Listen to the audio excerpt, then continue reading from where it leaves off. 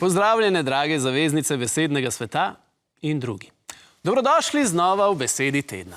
Nedavno je v javnosti završalo zaradi novega domnevnega primera podkupovanja, ki naj bi se odvil med znanim avtovlekarjem in še bolj znano odvetnico, ki ima močan vpliv na Darsu.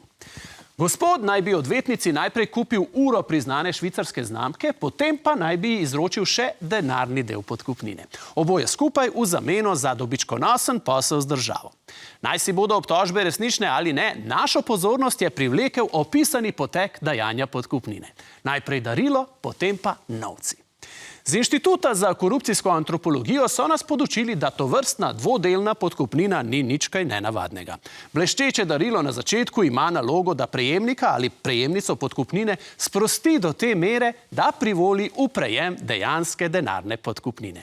Temu predpodkupninskemu darilu rečemo tudi prikupnina, saj se z njo zainteresirani poslovnež prikupi osebi, ki jo bo podkupil. Prestižna in seveda draga švicarska ura ni edino tovrstno darilo.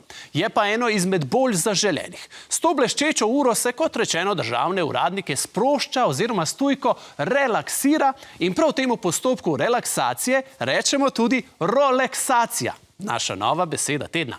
Roleksacija roko vplivnežev v zapestju povsem sprosti, posledično se tudi njihova dlan brez vsakršnih moralno-etičnih zadržkov razpre, tako da lahko podkupovalec na njo mirno položi dogovorjeno vsoto. Beseda roleksacija je sestavljenka med relaksacijo in imenom znamke ure, ki pa je tu izrecno seveda ne bomo omenili.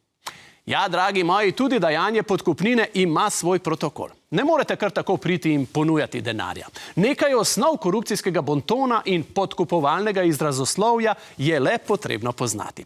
Del teh osnov je tudi roleksacija, ki je bila naša tokratna beseda tedna.